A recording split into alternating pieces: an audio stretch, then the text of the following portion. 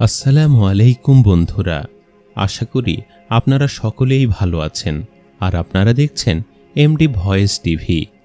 বন্ধুরা, আজকের এই ভিডিওতে আমরা আল্লাহর একজন ওলি ও একটি কুকুরের বিস্ময়কর ঘটনা সম্পর্কে বলতে চলেছি, যা শুনে আপনার মন ছুঁয়ে যাবে ইনশাআল্লাহ।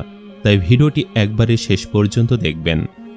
একজন নেককার বান্দা পাহাড়ের গুহায় দিনরাত আল্লাহ তাআলার ইবাদতে মশগুল থাকতেন।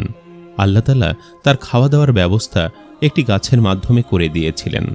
আল্লাহ তাআলা তার ইবাদতে এতটাই খুশি ছিলেন যে তার ইবাদতখানার পাশেই একটি ডালিমের গাছকে জন্মিয়ে দিয়েছিলেন।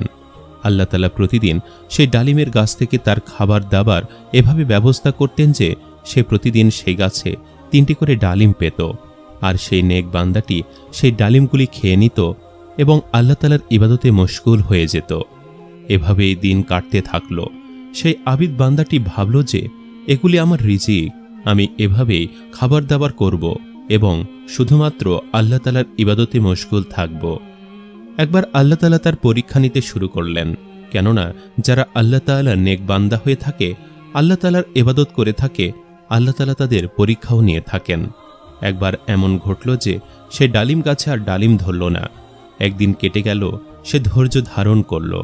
দ্বিতীয় দিনে আল্লাহ সুবহানাহু ওয়া তাআলা ডালিম দিলেন না, সে ধৈর্য ধরল। তৃতীয় দিনেও তার সঙ্গে এমনটাই ঘটল। আল্লাহ তাআলা তাকে ডালিমের নিয়ামত থেকে বঞ্চিত রাখলেন, কেননা তার রব তার পরীক্ষা নিচ্ছিলেন যে আমার বান্দা আমার উপর কতটা ভরসা করে। সে আমার কাছে যায় না, আবার অন্য কারো কাছে গিয়ে চাইতে শুরু করে। এখন সেই ব্যক্তিটি অনেক ক্ষুধার্ত হয়ে পড়েছিল আর সে অনেক ভয় পেতে শুরু করল। সে আল্লাহ তাআলার দরবারে না চেয়ে সে লোকজনদের কাছে চাওয়ার জন্য বেরিয়ে পড়ল।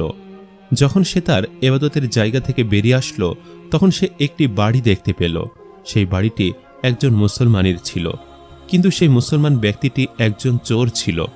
আল্লাহ তাআলা তো দূরের কথা, সে আল্লাহ তাআলার বান্দাদেরও পছন্দ না, অর্থাৎ তাদের জিনিসপত্র চুরি করত। সে শুধু নামমাত্র মুসলমান ছিল, তার ভেতরে এমন কোনো আমলই ছিল না যার জন্য তাকে ভালো মুসলমান বলা যেতে পারে। যাই হোক, সে নেককার বান্দাটি ভাবল, আমি এই মুসলমানের বাড়িতে গিয়ে খাবার চাই, কিন্তু আমি তো শুনেছিলাম যে সে একজন চোর। কিন্তু ছাড়ো, চোর হয়েছে তো কি হয়েছে, এই সময় তো আমি অনেক ক্ষুধার্ত, আর এই সময় সে আমাকে সাহায্য করতে পারবেই, কেননা এছাড়া আশেপাশে অন্য কোনো বাড়িও নেই। তাই এটি ভেবে সে তার দরজায় গেল আর দরজায় গিয়ে আওয়াজ দিল। সে চোরটি দরজা খুলল আর জিজ্ঞাসা করল, তুমি কে, কোথা থেকে এসেছ, তোমার কি প্রয়োজন? তখন সেই আবিদ ব্যক্তিটি বলতে লাগল, ওপারে যে পাহাড়ের গুহাটি রয়েছে, আমি সেখানে থেকে আল্লাহ তাআলার ইবাদত করি। অনেকদিন ধরে আমি সেখানেই থাকছি। আল্লাহ তাআলা আমার জন্য সেখানে একটি ডালিমের গাছও জন্মিয়ে দিয়েছিলেন, আর সেই ডালিম খেয়েই আমি আমার পেট ভরতাম। কিন্তু 3 দিন ধরে সেই ডালিম গাছে আর ডালিম ধরছে না, তাই আমি ক্ষুধায় কাতর হয়ে গেছি। তো ভাবলাম যে হতে পারে তুমি আমাকে সাহায্য করতে পারো, কেননা আমি অনেক ক্ষুধা অনুভব করছি। যদি খাবার কিছু থাকে তাহলে আমাকে দিয়ে দাও, আমি অনেক ক্ষুধার্ত। তার কথা শুনে চোরের মনের মধ্যে না জানি কি খেয়াল আসলো। সে বলতে শুরু করলো, আমি আমার কুকুরের জন্য 4টি রুটি রেখেছি, যদি তুমি সেগুলি খেতে চাও তাহলে বলো, আমি তোমাকে সেগুলি দিতে পারি। সে নেক ব্যক্তিটি এতটাই ক্ষুধার্ত ছিল যে সে বলল, হ্যাঁ নিয়ে আসো, আমি সেগুলি খেয়ে নেব। তখন সেই চোর তাকে রুটিগুলো দিল এবং নেককার বান্দাটি রুটি নিয়ে ঘর থেকে বাহিরে বেরিয়ে গেল। ইতিমধ্যে চোরের বাধা কুকুরটি আবিদের ওপর ভুগতে শুরু করল। সে নেক ব্যক্তিটি ভাবল, হয়তো আমি তার রুটি নিয়ে নিয়েছি, এজন্য সে আমার উপর ভুগছে। তাই সে একটি রুটি কুকুরকে দিয়ে দিল। একটি রুটি খেয়ে কুকুর আবার ঘেউ ঘেউ করতে শুরু করল। তো সে দ্বিতীয় রুটিটি কুকুরকে দিল। সে দ্বিতীয় রুটিটি খাওয়ার পরেও কুকুর ভুগতে লাগল। এখন সে তার তৃতীয় রুটিটিও কুকুরকে দিয়ে দিল। যখনই কুকুরটি তৃতীয় রুটিটিও খেয়ে নিল, তো সে আবারও ঘেউ ঘেউ করতে শুরু করল। সেই নেক ব্যক্তিটি ভাবল, যদি আমি এই রুটিটিও একে দিয়ে দেই তাহলে আমার কি হবে, আমি কি খাবো? তো সেই আবেদ ব্যক্তিটি রেগে গিয়ে সেই কুকুরকে বলতে লাগলো, তুমি এতটাই বেশরম এবং লোভী যে আমি তোমারই মালিকের কাছে এই রুটিগুলি ভিক্ষা চেয়ে নিয়েছি, আর তুমি আমাকে রুটিগুলি খেতে দিচ্ছ না, বরং তুমি 3টি রুটি পূর্বেই খেয়ে নিয়েছ, আর এখন যে চতুর্থ রুটিটি বেঁচে আছে এটি তো কমপক্ষে আমাকে খেতে দাও।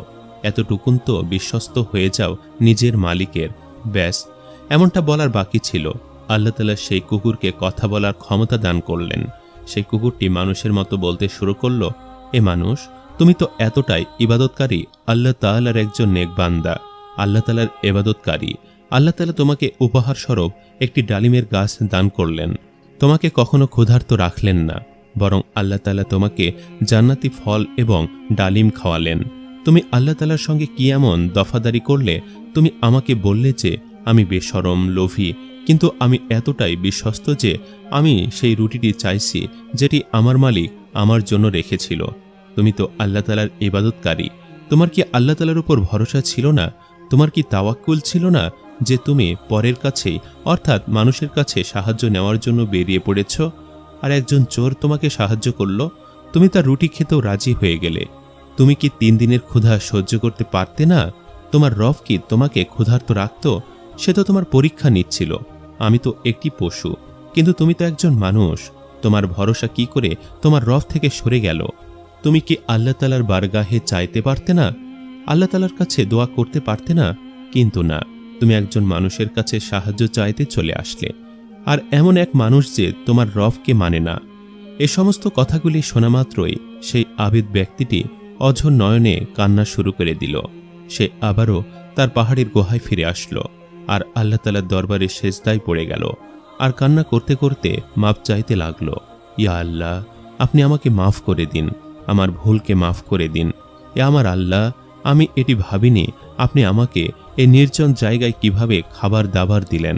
কোনো মানুষ এখন পর্যন্ত আমাকে সাহায্য করেনি। আমি যা কিছুই পাচ্ছিলাম তা আমাকে আপনিই দিচ্ছিলেন। কি করে আমার ঈমান এত ছোট হয়ে গেল? এ আমার রব, আপনি আমার পরীক্ষা নিলেন আর আমি আপনার পরীক্ষায় পাশ করতে পারলাম না। কিন্তু আমি আপনার বারগাহে সত্য মনে তওবা করছি। আমি আপনার কাছে ক্ষমা প্রার্থনা চাচ্ছি। ইয়া আমার রব, আপনি আমাকে মাফ করে দিন। আপনি তো পরম দয়ালু ও রহমানুর রাহিম। সেই বান্দাটি এভাবেই আল্লাহ তাআলার দরবারে কেঁদে কেঁদে মাপ চাচ্ছিল। আল্লাহ তাআলা তার উপর রহম করলেন আর সেই গাছে আবারও ডালিম ধরা শুরু করল। জান্নাতের সেই নিয়ামত আল্লাহ তাআলা আবারও তাকে দান করলেন। তো বন্ধুরা, কেমন লাগলো আমাদের আজকের এই ভিডিওটি? কমেন্ট করে অবশ্যই জানাবেন। আজ তাহলে এই পর্যন্তই। আপনারা ভালো থাকবেন, সুস্থ থাকবেন। আল্লাহ হাফেজ।